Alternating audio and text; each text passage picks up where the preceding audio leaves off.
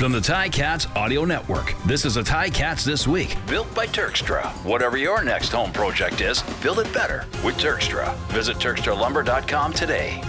Great to have you on Ticats This Week. Even better to be on Ticats This Week following the first victory of the season. First victory for Scott Milanovich's head coach. First defensive touchdown, first block punt.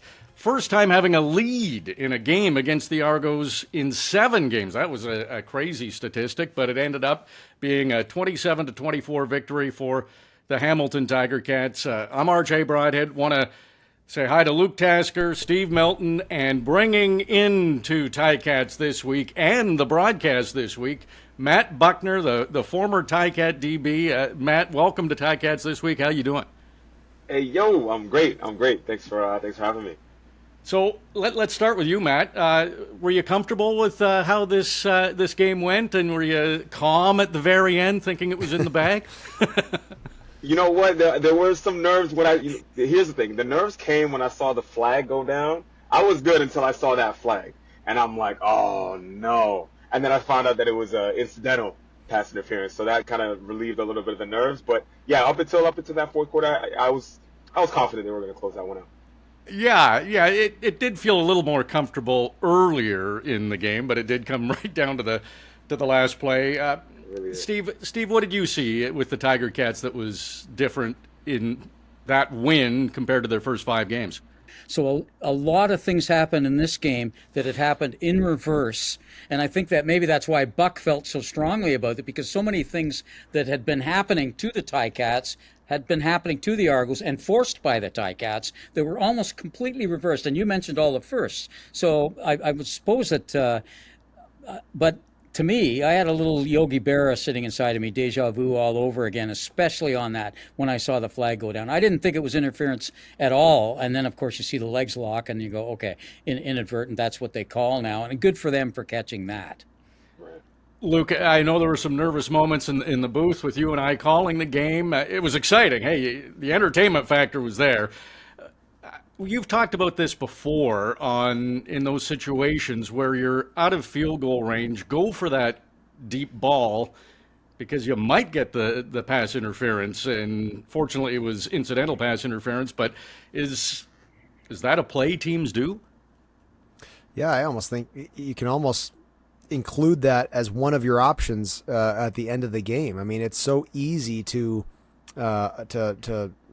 commit a pass interference when it's sort of a 50-50 ball up in the air, especially when it's just a field goal that's needed, right? So because it's just the field that if you get that play down there, you've effectively locked in field goal when you've thrown it deep into scoring territory. So it's always, I remember games where that's how it happened for us and to us as Ticats. And the incidental pass interference, the existence of that rule, I think is a very good thing. I'm not sure I totally agree with it on that play at all, but in previous previous generations of the CFL, there was only when there's only one type of pass interference, and if the ref believes that it was committed, that's unbelievable. It changes an entire game, and potentially you never know how a season goes with a record. So glad to see that was the call, and for the Ticats to hang on tight at the end there. Yeah. Matt, as a DB, what are you thinking in that situation? Because you clearly know you don't want to take a PI there. Of course, you never want to take a penalty in that point of the game. And for a penalty to allow the game to be decided by a penalty like that, of course, as a DB, as a teammate, that's not how you want the game to go. But of course, when your number's called, you're looking. It's like, hey, listen, I gotta make a play clean.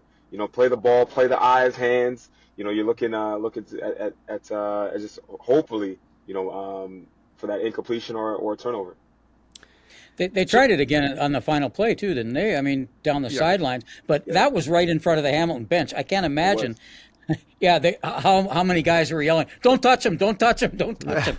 Yeah, you're probably right. Right Steve, in front honestly. of the bench. Yeah. Yeah, don't let him catch it either. Yeah, of course it was the final play, so almost let him catch him. Like, don't touch him. Whatever you do not touch him. So yes, yeah. So 0-5, and then a win against the Argos feels like Tiger Cats are back to 500. Those wins against the Argos always seem like they count for a little bit more. Steve, what the first Argos Ticats game you covered? I'm curious. Did you have a pen? Did you have a typewriter? I know it wasn't the internet because I was in the business before the internet. What were you using? Well, I would be. I would be using a pen and if I had a tape recorder, it would have been as big as this screen right here that we're on now. And I did have a I certainly didn't have a laptop. The first one I saw was back in the 50s, and of course I was just a kid back then. But they were playing at varsity. They played in like 4 or 5 different stadiums since the first time I saw them. And it's been in those days. I have to come clean here. I grew up in Toronto. I've since seen the errors of my ways of being born there, and so I grew up an Argo fan. So this every single time there's something, one way or the other, every single time, and there's been the odd kind of ones that go according, but there's always something that happens. And if it's one that goes to form that might be a blowout or something like that, it ends with a fight. So there's something that happens, and you just thought, boy, this is true to form. This could be another one. Great entertainment. I mean, it was a little hard on people that, particularly people that have to cover the game and then have to write a story right away, and you're throwing things away, thinking, "Oh, I can't even use this anymore because it's all changed." But like I was sitting with the Canadian press at the time, and they were going insane. Danny Ralph, Hall of Famer Danny Ralph, and he was going insane because he was going to have to change his whole story the way it looked like it was going to be overtime. It looked like it was going to be at least overtime, if not worse, for Ticat fans at the point. But again, there was just something a little different about the Ticats in this game, and maybe that bodes well. I don't know. I mean, it's one game, but it still was the only game they played, and they're 1-0 in that game. So, you can only do what's in front of you. Tiger Cats got the breaks they needed to hang on for that victory, get that first win of the year. So as fans, it's a big deal beating the Argos. Luke, what about as a Tiger Cat? Is it extra special, a win against the Argos, or is a win a win? It certainly is extra special. Even any team in the East feels a little bit better as you climb up as you protect yourself in the Eastern standings. But one of the nice things about beating the Argos as a Ticat player, especially at home, is that you sort of re-solidify your relationship with the fans because it just that you've gained a little bit of a sort of likability, I guess, in Hamilton. If the first win comes out west and you're playing BC or Edmonton in a given year, and that's fine if that happens. But yeah, that's great. It's a win in the column like any other win. But to do it in the East and then to sort of give the fans just a little bit of rest or recovery from the hardship that the first 5 games of the season was, it feels right. You feel like you've sort of made right with an old friend by beating the Argonauts. How about you, Matt? Was it always a little extra special to beat the Argos? I got to piggyback off Task on this one, and the fans. One thing they'll say is like, win Labor Day. You got to win Labor Day. You got to win Labor Day. You got to beat the Argos. So, you know what? The fans will always kind of give you an extra cheer, extra support, extra Oski wee wee after after a game against a win against the Argos. So yeah, no, this is, and especially right now for the Cats too at 0-5 right now. It's like, just win. You gotta win. You gotta win in any game. Whoever's on the schedule next has got to take. We gotta take them down. So yeah, any win is a good one right now. Yeah, even as a broadcaster, I noticed some apathy from the other team. Usually there's some barbs thrown back and forth, and after winning 6 in a row against the Tiger Cats, it seemed like they were pretty confident. So it's nice to get that first win exactly in the East Division. That was a great point, Luke, that you got to win those games, and that could get the Tiger Cats back in the playoffs if they take care of those. They got off to a good start, which they hadn't. Going into that game, they'd been outscored in the first quarter 53-11. But they got their first shutout in the first quarter. They first time they won a first quarter, and second first quarter touchdown, and then got outscored in the fourth quarter 14-0, and that's what made it close. What do you think, Luke? Is that a sign of a team that's learning how to win, or were the Argos just putting things together at the end? Yeah, things definitely changed when Nick Arbuckle took over for the Argonauts. Their offense changed direction, changed shape before I even knew that they had made the change. Meaning, we're just watching the game live, and I just didn't recognize the jersey change. I thought, wow, that was just a conventional pass in the pocket by the quarterback on time to a curl route. I think it was that first play that Arbuckle came in. He went 4 for 4, might have been 5 for 5 actually, right off the bat. I thought, wow, this looks a little bit different. So I think there's that variable to this game that's sort of hard to identify.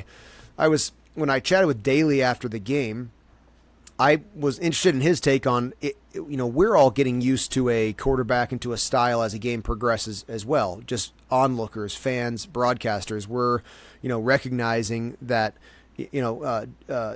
the Argonauts are not moving the ball downfield, right? And you kind of get used to that. You kind of defensively start to have a mindset of, well, play real aggressive. You don't have to, you can take out a lot of space because this is not a team that's going to move the ball down the field through the air.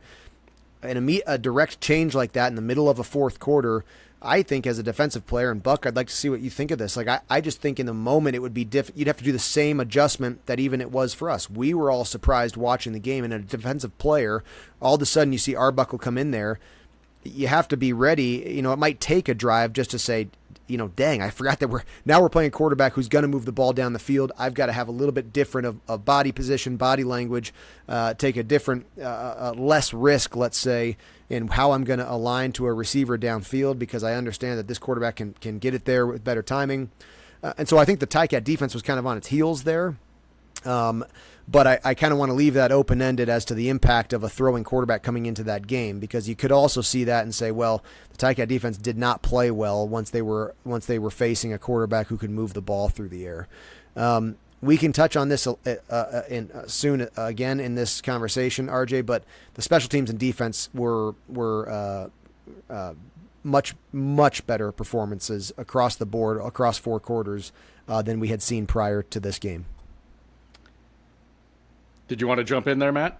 Yeah, so you touched on the Arbuckle jumping in there, and I think you're gonna always, like, when you're going into your prep, you're always prepping. You're prepping for their roster, right? So you're seeing, we're gonna line up against Dukes. We know what he's got, but in case something happens, Dukes goes down, we're gonna be ready for Arbuckle. But yeah, you're right. So the preparation going into Dukes is going to be one, but then understanding that Arbuckle is going to bring a different element to the game and understanding that. But of course, like you said, you're going to be on your heels a little bit, just kind of get settled in.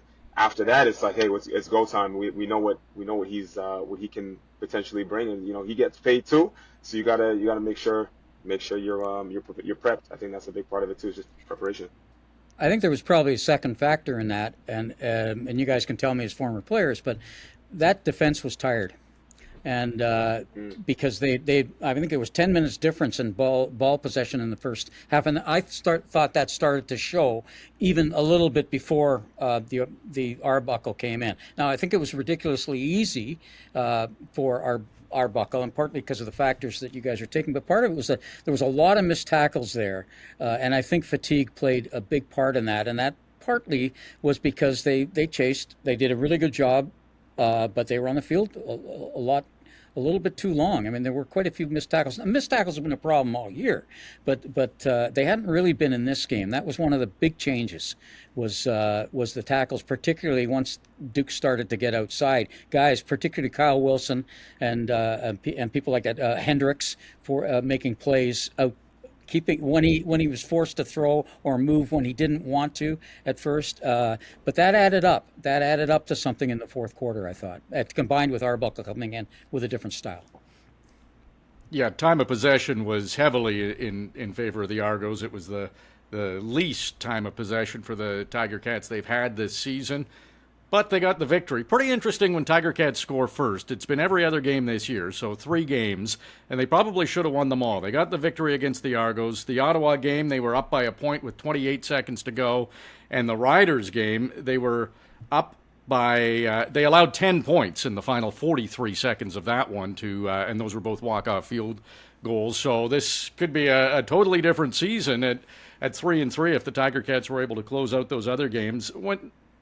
Going through the game, and Luke, Liram Hairelahu very well. You held for him. Pretty interesting when you think back to the end of the opening half when Argos looked like they were scrambling. The kickers, both Haggerty and Hairolahu, were slow to get on the field. He missed that field goal. It was a 42-yarder, not an automatic field goal, but looking back, it's a tie game. Do you feel that the scramble at the end was a factor in that miss? Yeah, getting onto the field late, you mean, by Liram? Yeah. Yeah, I think it is. It's all it's a intricate little system there between snapper, holder, and kicker, and it can, and a grain of sand can disrupt the delicacy of that operation. You do practice those things. We did. I mean, you run on the field late. You do a late field goal, and you do it with forced adversity in practice. I mean, we would kick field goals where the whole team, like, remember Buck, Jeff Reinbold would bring everybody in around the kicker. Around him, right? Yeah, and like we do it even like not even fair, like meaning like there's guys in the backfield, like right next to like guys standing over me as the holder, trying to make it as uncomfortable as possible. But when it happens live, who knows? And Liram, they got out there late, and the reason they did is because that ball got moved down the field so quickly and into field goal range, and all of a sudden they had to do that at the end of the half. So I'm sure they weren't ready. They may have expected to be punting the ball away at the end of the game there or something. So they got out there late, and you're right. It probably was the thing that disrupted their timing, and I can't imagine that was a very comfortable special teams meeting, watching that and reviewing the situational awareness, because that's part of the season as well. That ball coming out of the end zone there and not giving up the single was crucial too. That's just an awareness thing as well. That the Ticats did well. Smoke Harris got it out of the end zone instead of giving up that single. And you never know at the end of the game. If the Argos are driving that fourth quarter there for a field goal that would win the game instead of tie it, just who knows how things develop differently. Who knows the level of energy that the Argos are able to bring in that case or whatever. So just a game of inches, and that late field goal was a fascinating part of that as that first half ended. How many times? That's another thing when we go back to our original theme here, that things went differently on a lot of different places. How many times did Hamilton have to call a timeout this year because they only had 11 men, or they got a legal procedure for 13 men with extra men, or out there late, and so they had to call a timeout for that? That happened. I mean, Scott Milanovic was going a bit nuts about that in the first 3 or 4 games, and this time it worked the other way. It's just another example of all of those things that almost reversed for the Ticats in this game. And I don't know if that's a good sign or not. I think it is. It seems to me that at some point this had to change, and maybe this was the point. Well, I think it's a discipline thing that you get better at as the season goes on too, or you hope to get better at. In fact, on this show last week is when Mike Daly and I were saying, like, there's moments in a losing team, if you stop getting better, the hope can stay in a losing record if there's improvements that you note each week, and some of that discipline stuff is part of that, Steve. But they're clear. But you have a special teams that totally changed the way that they played. Now, you gave up a special teams touchdown, but you also had a blocked punt against the goal line. That's effectively a special teams touchdown, and that's a Buck. The emphasis that I'm specifically thinking about Reinbold, the emphasis we used to put on blocking punts and that the percentage chance of winning when you have a blocked punt. There's nothing like that really. That's maybe the most impactful play in a special teams game, and so. That was huge, and the special teams turning it around. That's another thing that changed, Steve, and is kind of moving in the right direction. And then the defensive touchdown as well. This is from a team. One of our ongoing issues was the inability to take the ball away, and to force a turnover and a touchdown on the same play is movement in the right direction, I guess, to say the least. Yeah, if you can create turnovers on both and score on offense and special teams, that's, like you said, Task, you're gonna get an exponential chance to win the ball game. And one of the things too for the Cats is just starting fast. A lot of times they're behind. You're starting these games, you're behind fast, and for them that block punt to kick off the game, you felt the energy. The energy was through the roof to kick off the game, right? And so then that just kind of helps. That helps steamroll, and everybody starts building off that momentum, because we get this punt block, we score quickly, we're up we're up now to kick off the game. And so that's one of the things that you need is that fast start and get a spark from, not only from Bo and Tim White, but it's, the other guys around too, right? Litre and, you got Thomas, everybody else that's returning too. I thought that was a perfect play by Litre. He created his own lane. I mean, it looked like it was free, but it was not free. It was his will. He deked out, who was it? Brett Sopik, I think. He deked him a little bit and then used his will to get there. And once he got within 10 feet, you knew this punt was going to be blocked because he had perfect positioning on it. There was nothing like it was the perfect way of manner. It reminded me of a couple of guys that have played here in the past, Butler, people like that, long arm, but there's nothing the kicker could have done from 10 feet out to avoid that, because he came in a certain way that even if he was moved a foot, he was still going to get it. I thought it was he does a lot of things well, that guy. He does an awful lot of things well, and several things here in special teams during that. He did things, and Scott Milanovich centered him out after the game in a good way, saying every time he looked up, there he was forcing somebody just to move laterally with the ball, and even though he didn't make the tackle, he forced him into somebody that did. Little things that laymen like myself don't see, even if we had access to the film.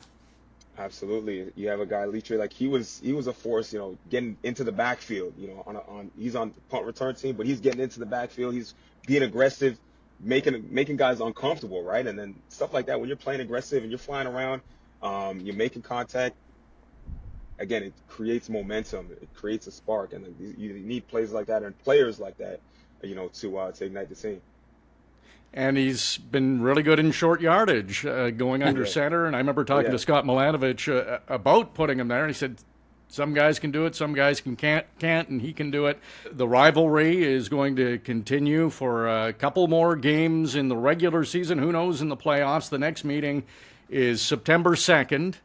Again, at Tim Hortons Field, Argos Tiger Cats. It's the Labor Day Classic, so it's actually also the first of two afternoon games that the Tiger Cats will play. That's a different time, start time, 2:30. So if you're planning on going to the Labor Day Classic on September 2nd, it's a 2:30 kickoff. You want to get there early and get in that Stipley area, though. That'll be a lot of fun. And we'll kind of know where the Tiger Cats are by then, because there's 5 games from now until that Labor Day Classic, starting this Sunday in Edmonton. Then it's a home and home against Montreal, then home against Edmonton, and then in Winnipeg. So those 5 games, we should have a pretty good indication if the Tiger Cats are back in it. Luke, I know you don't like to call these must-win games, but I might have to overrule you here. This is a realistic must-win in Edmonton, a team that doesn't have a victory. For the Tiger Cats trying to get back into the playoff position, catch those teams ahead of them in the East, they have to win this game on Sunday, Luke. Can you say it's not a mathematical must-win, but it's a realistic must-win? I know. And anybody who's been a fan of the Ticats Audio Network for a few years understands our differing opinion as to what the word must means, but I'm going to stick with the math on this for this one. But let me dip into the reality of this performance this week. And it's a crucial thing to beat teams, to keep losing teams losing. The interesting thing is that Edmonton will be saying the same thing. Although the Ticats are coming off of a win, their record would show that Hamilton's a losing team. And the Elks have enough. You can paint the story in your own locker room however you'd like. And so they're going to say this is their opportunity to get things right. I am fascinated by this Edmonton team. Their first win was by 8 points, 4 games by 3-point difference. And then I believe was it a 1-point difference or a 6-point difference? I can't remember in their last. Every single game has been a 1 score. 6 points has been a 1 score difference. It's been within 1 score margin, including those all 4 games straight at the margin of a field goal. That's unbelievable. I mean, I remember the nail in the coffin, in a sense, not on our season, but just in sort of determining that it was the Ticats needed a change in the 2017 when we were at 0-8. it was a 61-1 loss in Calgary. That was sort of the final, like, well, now something has got to change, and all kinds of things started happening in the roster and in the coaching staff, and so, the Edmonton's hanging in there somehow with all these games, and they've gone through their coaching change already, but this is not a team that you can just look past and think, you can go out there and play around with them. It's just not the case. And so it makes me a little nervous, honestly, that they're going to find a way to win. You got to play very sound and make sure that they don't find it against you. How important do you think this? Sorry, Steve. I was just going to ask Matt how important he feels this game is for the Tiger Cats. The next stretch is important, right? So Task, talks about the season in thirds, right? We just finished the first third of the season, and finished 1-5. Now we're into the next third, the middle third of the season, and I don't believe that the season, people they talk about the season starting at Labor Day. It's like now the season starts now. It's the next, who's next on the schedule. We got to win now. It's not a must win. I'm with Task on this. It's not a must win, but they do need to win. Come on. They do need to win. They do need to win. It's not a must win. I Task them with you. It's not a must win, but the next game on the schedule is the most important one. And you got to take every team that's on the schedule, win whatever their record is. You're never playing the record, you're playing the team. And who we line up against this week? It's Edmonton, and they got to show up. And I think I was with Coach Sal earlier this week, and we were talking, and he said that it's a very teachable moment, and it's a good thing you win, because teachable moments can help. And normally it's losing that you take the teachable, but there's teachable moments when you win too. And maybe sometimes one of those is look at how you felt, and look at how you were up for this game when you were 0-5 and needed that win, and look how you came up with it. So don't disrespect the team that you're playing against because of that. Take a lesson from that, how you felt coming into this game. That's the same desperation that the Elks are going to be playing with. The other thing I might mention here is that players can't think about this, guys. I realize this, but outside, RJ and I and people like that can think about that. There's a chance here that there could be an east to west crossover for the first time. So games against, you want to be able to beat all those teams that are in the bottom third of the West, in case it does come down to that. Then you have two chances of making the playoffs. And if you're looking at Winnipeg, you're looking at Calgary, and you're looking at Calgary just beat BC. That's right. I think they'll be okay. Well, you think so, but they're still, you want to stay within range of those three teams just in case. Now, I realize that's an analyst's point of view. That's not a player's point of view. It's not a coach's point of view, but it's there. Yeah. Third into the season, crossover, east to west. Wow, Steve. Bold. We'll see. Possible? You heard it here first, Steve. Yeah. Well, why? For real. The East is stronger than, the last couple of years. The East has been stronger than it's been in many, many, many, many years. Yeah. So if it's going to happen, this could be the year. Last couple of Grey Cup champs have come out of the East Division. Out of the East, yeah. Ottawa has done what they've needed to do with the schedule, what the Tiger Cats need to do on Sunday when they visit Edmonton to take on the Elks. Ottawa's in second in the East. All four of their wins came against teams that were winless at the time they played them. Winnipeg, 2 games against Edmonton. Of course, Hamilton was winless as well. So that's good for Sean Burke and Bob Dice and the Red Blacks for doing what they had to do. They're going to have a tougher schedule going forward, but Tiger Cats need that win on Sunday. I'm still going to call it a realistic must-win if they're going to get into the playoffs. I won't say it's a mathematical, because yes, Luke, you're right, and Buck, you're right. It's mathematically, yeah, they've got a little room, but you got to beat those teams. Let's go back to that defensive touchdown, and Tiger Cats really needed that, Matt. I'm just curious, from a defensive perspective, how many defensive touchdowns in a season is a good number? How many does a team want to get? That's a good question. I think you, as a defense, you want to score as many times as possible. you have an opportunity to put points on the board, go with it.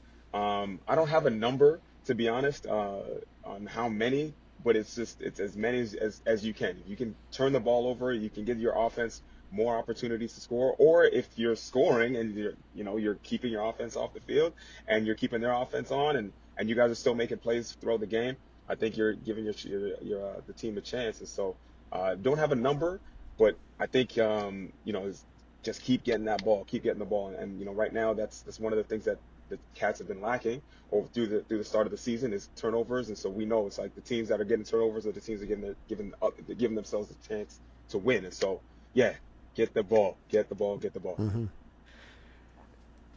You're listening to Ticats This Week. I'm RJ Broadhead with Steve Milton, Luke Tasker, and Matt Bucknor is with us this week. Mike Daly's off, so Matt is on Ticats This Week. Matt will be doing the pregame show with Bubba O'Neill, halftime with Bubba, and postgame with Bubba, Luke, and I. So, and of course, we'll hear from the coach and the game star for the Tiger Cats, and hopefully we're talking about another win. Always easier, more fun, at least, on postgame when the Tiger Cats are coming off a victory.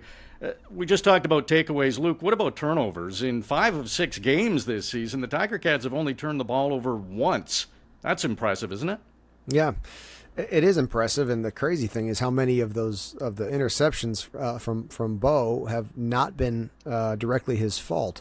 So the interception down in scoring territory here with the sort of dropped or bobbled pass to Hakuna Vanu, that one's we've seen it. It's like a flashback to the first 2 weeks of the season where balls were bouncing off of receivers' helmets and up into the sky, and it's a very it's hard to watch. And for Bo, the season that he's having, which is statistically pretty good, that's including those, right? And so it's pretty interesting that they're doing a great job of protecting the football, and in this game, not groundbreaking offensive stats, right? It wasn't just they weren't moving the ball down the field at their absolute best that we've seen this year, but that ability to not be careless with the football, and that one the interception bounced off of Luther's hands there. Apart from that, for the most part, taking care of the football, that can go a long way when you're having a special blocked punt on special teams and a defensive touchdown, and success for most of the game defensively, just in general. So every game's different. It's just unbelievable to me. Early on in the season, when you're looking at Bo's stats, and then you're seeing, at the time it was 0-3 or 0-4, and you're seeing the way that Bo is playing, and it's like you would have never predicted that you could have Bo Levi Mitchell stats like that and have an 0-3 record. This game was a little bit different. It's game management. It's protecting the football and allowing special teams and defense to have a big impact there. So it's complementary football. If you got to do it different ways each week, that's fine. So long as there's a W at the end of the game. How big a play was it? Oh, sorry. Go ahead, Steve. I was just going to say, while we're on Hakuna Vanu, how big of a play was it when he got the ball later and scored his touchdown on that? That was a man that had end zone in his, he could have been stopped 10 yards short of the end zone there, and he just pulled his way in. He was doing everything he could to make up for that, and I thought that was a really significant moment, not just in the game, but for him. Yeah, his game, Luther's game this week was like a parable or something like that. It was like something like, it was like just like an analogy for the whole season in a sense. I mean, he had 2 really bad drives and mistakes in scoring territory, and as he was trying to get involved in the game, and then of course it's him who gets back right into scoring territory, gets called again and makes it happen. And like you said, Steve, doesn't just score a touchdown. He willed his way to the end zone, almost stumbling, and kind of could have easily been tackled short. And that's a great. I remember moments in my career where after a mistake or a drop or something bad like that, overcoming it or getting my number called again offensively and having another chance to make a play and doing that. And there's something real sweet. You're very, very grateful as a player for that next chance, because the locker room and the sleeping at night that after that game is a lot easier when you don't have to wait till next week to rectify the mistake, but you already were given the opportunity and you came through. So good on Scott and Bo and Luther for making all that happen. And that was a cool storyline of the game. You're right. It is a big confidence builder too. when you Yeah. like you said, you make that mistake, and then for Bo to have that confidence in him too, right? To go right back to him, say we're going to eliminate that mistake in the first half, and we're going right back to you, and let's see you make a play. And so Hakunavanu did just that.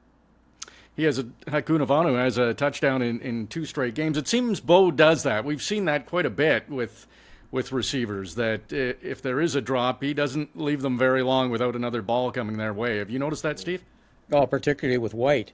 And by the way, he flew under the radar, and he had a great game. They finally got to. I think they started to notice some of the other players. Dunbar, they started to come quicker on. They were looking at Bridges a lot more than they normally had, and I think that opened up that cross, which is what you try to do with Tim White, is get him on that mismatch, and they did it underneath the secondary on the first one coming across, and then behind the secondary on the second one coming across. All set up, I think, by clears by other guys, and I think that having that depth of receiving that they had, and that would include Luther, but it's also Dunbar, it's Bridges, it's Smith, who Bo likes to go to. I mean, that's starting, that at least in that game, and I thought maybe even a couple of other games this year, that's starting to show a little bit. And the fact that Tim could kind of fly under the radar and still have, he get 6 catches in that game, and he's not the guy we're talking about, but he made a couple of really huge plays there, possession plays. Yeah, in an odd way, Tim White's slow start might turn out to be a good thing. Shamar Bridges has emerged, and you're right, Steve, he did get a lot more attention. A lot fewer catches for him in that game, but Tim White, Luther Hakunavanu, Keandre Smith is... they almost connected on a beautiful long play. It was just inches away, so close, Buck? Yeah, just overthrown a little bit. He had him. He got past the top of the defense, and just a little bit overthrown. I know Bo was like, I need that one back. But no, it was a good read, and of course, just a little bit of a miscue there. Yeah, a play like that's one you see all season. You'll see in the final montage of all the great plays of the year, if it connects, of course. But bottom line, Tiger Cats are happy with the win. Luke, you talked about the offense, and it's been such a topic for the first 5 games. The offense, how great it's been. Bo 300. Shout out to Courtney Stephen. Does a great job on Ticats Audio Network calling him Bo 300. 270 yards passing for Bo. It was probably the lightest offensive game the Tiger Cats have had this season, but they still got the victory. Is that a good sign that we know the offense has more to give, but they were still able to get the victory? Yep, and I think you're still plagued by some drops. I think it has been it's part of the storyline for me this season with the Ticat receiving core, and definitely early on in the season, and then like we've already mentioned in the drops in the score zone in last week's game, and it changes the stats for sure, obviously, or directly affects obviously the stats for passing and receiving, but it's a disruption to the energy of an offense as well. It disrupts the momentum internally and for an offensive unit. But I think it is a good thing that you don't have to have an absolutely perfect offense or a perfect Bo Levi Mitchell to win a game. Certainly, I remember games in 2019, which was the best regular season in Ticat history. I remember games where it was like, we played awful, and we won by like 3 scores. Like sometimes, when you're doing it like that, it's like, wow, it seems like you're making the game pretty easy. But I continue to be impressed by Bo. Honestly, I really do, and I think it seems to me like he's bringing a good energy to the team and to the locker room with a good leader attitude, and I think his eyes are moving across the field efficiently, quickly, and I think that's been a complaint of that he's received in previous seasons, and I think I like the way that he's operating right now. I like the rhythm of Scott Milanovich's offense. I think it works for these guys, for this personnel, for whatever reason that is. But they run a little bit quicker, and I think I'm liking where Bo's going with this, and I hope that the drops can be a thing of the past here for the Ticats as they move into the second third of the season. I was just going to say one thing about Bo. He has a presence to him, a confidence to him. It's like when he's out there, you're in good hands. you know you're in good hands. Like there's just his presence to him, and I know he's had that from his years in Calgary. Like regardless of the what the score is or the record, it's like you know you're in good hands. He's gonna lead this team. He's a great leader, and he's knowledgeable. The man knows the game, and so he's gonna give you guys a chance to win. And so that's just one thing that I just noticed and I love about Bo is just like he just has this presence to him when he's out on the field. I wonder, ask you guys this, how important this is. Field position. Let's take we'll erase the punt return by Grant. That was the punt was too low and too down the middle, but the field position by the kickers and also the downfield coverage and also some of the great defensive plays by the front four. To force the quarterback in. And I thought the field position made a huge difference. RJ, you asked about how did they, with 270 yards. Well, I think part of it was field position, basically created by that. Constantino had an incredible game except for that one punt. Like he put spin on the ball that Grant had dropped the ball twice. The best, one of the best returners in history statistically dropped the ball twice, including one near the end of the game that allowed the Gunners to get him really tight. And the Gunners were great in this game too. I thought for the most part they were outstanding. Even on the touch on the return, I thought the Gunners were good. It's just it was down the middle and the guys were too far apart. But really, I wonder what you think as players what the kicking game involved. I mean, and obviously their place kicking's been tremendous. Well, I think it was a great example of a CFL special teams game because you've got a blocked punt, which is the most I think it's the most game-changing play in football. You got a blocked punt that directly leads to points. You've got a great coverage by the Ticats, like a high-level coverage game all night with the one play missing, and that's the impact of a great returner. They only need the one opportunity, and he got it and he did it. So it negates. Both special teams have a score now, you could say. Again, the block punt doesn't count for a special team score, but I'm calling it a special team score. So both special teams have a touchdown, and then you have so the rest of the game is this battle of field position and the field goal game.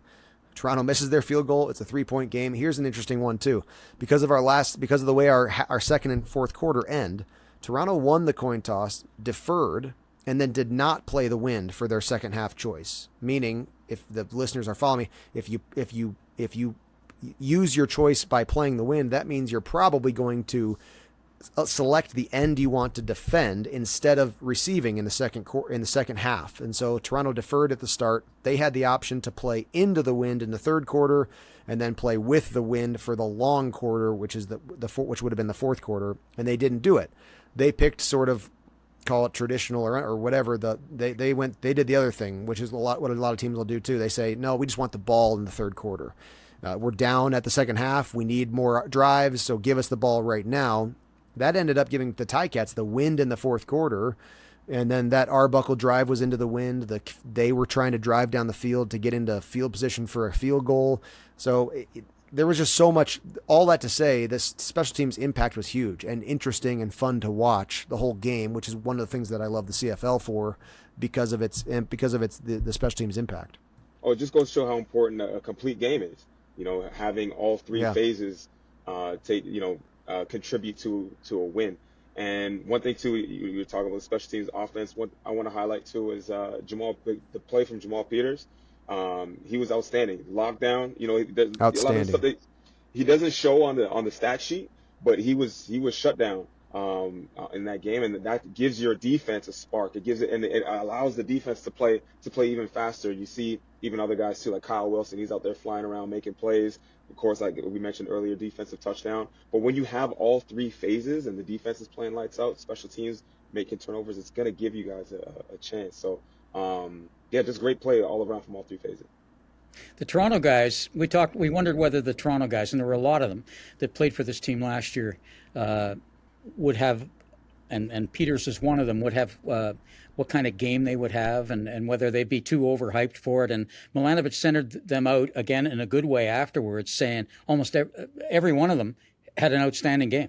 A truly outstanding game. Dwayne Hendricks was named the Player of the Week on PFF just earlier today, and I thought he was terrific. And there was a couple of really great plays. One player who got overlooked a little bit maybe was Nick Usher, and he kind of made the play to force the ball carrier, the quarterback, to Kyle Wilson, Kyle didn't even know the ball was out. The only 3 or 4 people on the field that knew it was out was even the guy that scored the touchdown wasn't sure that it was out. Destin Talbert. Yeah, Destin Talbert didn't really know. He said, I think I'll just pick this up and have some fun with it, and off he goes. So the officials knew. Obviously, the quarterback knew because he fumbled it, and Usher knew because he felt it come out as he was underneath him. He had forced him back into Kyle Wilson. So there were all of those guys played really well. What did you see there, Buck? They hinted all week they were making some changes technically. I'm not smart enough to know that would. And they were using Jamal Peters as an example all week. They kept saying, we want you to play a certain way like him. But they also had some design changes in there so that they could, which is play up, play tight, take your chances, trust that the defense will do their job and get the pressure. And I think that worked. Yeah, that was one of the things, too, that I noticed was there was just a lot of pressure from the Cats defensively. Dukes was not comfortable in the pocket at all the whole game. You can see he's dropping back. He's having to scramble. He's having to roll out a lot during a lot of possessions, and a lot of that had to do with the pressure that the Cats were applying. The front was disruptive, and then in the back end it just makes it easier. Like you said, just like we're going to be up in their faces. Whether we're playing press man, some of it not too much. There wasn't too much of the game where these guys were sitting back, but yeah, they were aggressive throughout the game, and I think. Looks, that could be a formula for a recipe for some more wins down the road. Curious with this game coming up against Edmonton with McLeod Bethel Thompson. I know it's a different team. I'm sure it's a different offense, but for a guy like Jamal Peters, who was a teammate of Bethel Thompson's in Toronto, of course, do quarterbacks have tendencies no matter what system they're or team they're with, Matt? As pros, it goes both ways too. So. Bethel Thompson, he knows there's a few things that Jamal, there are a few tells that Jamal has, and it goes the other way too. Jamal knows there's a few things that Bethel Thompson has, and I'm sure Jamal is in the meeting room right now, telling these guys, hey, listen, when you see Bethel Thompson do this is what we're getting. So it's that's the chess game. That's the chess game right there, where it's you're going to be studying your opponent, and of course through practice you feel a lot of their habits and tendencies, and you pick up on them. But that's the game. That's why we love the game so much, because now it gets to a point where we get to execute and see who shows up and wins on Sunday. Luke, you had some great insight on special teams. We got to talk about Mark Leggio. The kicker's almost like a referee. If they're doing a good job, you don't talk about them. He's hit his last 11 in a row. He's only missed one this year. I feel confident broadcasting that I would be shocked if he missed. That hasn't always been the case with kickers. Some teams might be a little bit nervous when their kicker goes out there. What have you thought of Mark Leggio this year? I've thought he's done a fantastic job. He is turning into a very reliable field goal kicker for the Ticats. Who else is very unsung in that operation is the holder. That's even another guy who shout out never. To the holders. He's a rookie. You never say anything about a holder until he messes up. But they've had a good operation. Gordon White, Mike Daly says every week, the best long snapper in the league, and he does a great job both in his long snapping responsibilities. That's a given, but then making an impact in coverage as well. He's proven to do that. So yeah, that operation is an asset right now for the Tiger Cats. Literally in Gordon White's 4 years, there hasn't been a snap that I can think of that has been offline. And then he also gets downfield and likes to mix it up a little bit. So that's another asset that he has. And by the way, the holder is Nick Constantinu, the rookie punter, who's also had a really good year punting. Steve, you were going to chime in? Yeah, I was just going to say, to Luke's point, it got overlooked a bit, but on the second field goal, that snap was off by White's standards just a little bit. He had to come out here, bang, bang, bang, and got it right down. Like, it was really an excellent. That could have gone wrong. That could have gone wrong. He had to bring it across his body and put it down. You don't notice it much because it wasn't as off as normally you would see an off snap, because White doesn't snap too many off. And he's one of the guys, of course, that benefited from the rules of the centers not getting whacked anymore on the snap. And he has really practiced to take advantage of that rule and ability to get downfield. It's really, he came along, he was the right guy to come along at the right time with that rule change. All right, I thought it was Gordon White. I guess it's the holder who's doing the good job. No, I'm saying. Holders. Yeah. So, big game. I think Tiger Cats can carry some momentum off this victory into Edmonton. We touched on it. It is a game where Edmonton's been very, very close, but do you think the momentum's on the Tiger Cats side, Matt? Absolutely. You got the win off the bye too. His legs are a little bit fresh. Again, it's a confidence builder. You know, the locker room, the energy. You know, you see the people in the stadium too. Everyone, it's just a little bit more of a buzz. And yeah, you can definitely take that into Sunday and get this next win on the schedule. Not a must win, but the next win on the schedule. You bought into the game already, Buck. I love it. Second win coming up on Sunday, you think, Luke? I do. I think the Ticats have what it takes, and I think I love the clarity of the things to fix too. And that, you know, that's hard when a losing team is losing games, and you're like, boy, I don't even like. You got to fix everything, or like, you know, you played. It doesn't. You know, I can't really pick which one to think. The Ticats are you burnt 2 chances in the score zone on drops. You let a punt get returned for a touchdown. And you got to tighten up on that passing situation there. Again, that quarterback switch was a little bit strange, but you've got a little work to do in your passing defense. And man, it's pretty obvious the things that went wrong and got that game close when it was all said and done, which could have otherwise been a 3-score game. Ticats above the Argos. So I think it's it's right in front of them what they need to do and what they have a chance to do in Edmonton. Well, it is exciting. It's Game 7 of the season. The 1-5 Tiger Cats visit the 0-6 Edmonton Elks. Luke talked about it. All their losses have been by 1 score, so they are not an easy team to beat despite not having a victory. Kind of odd to say that.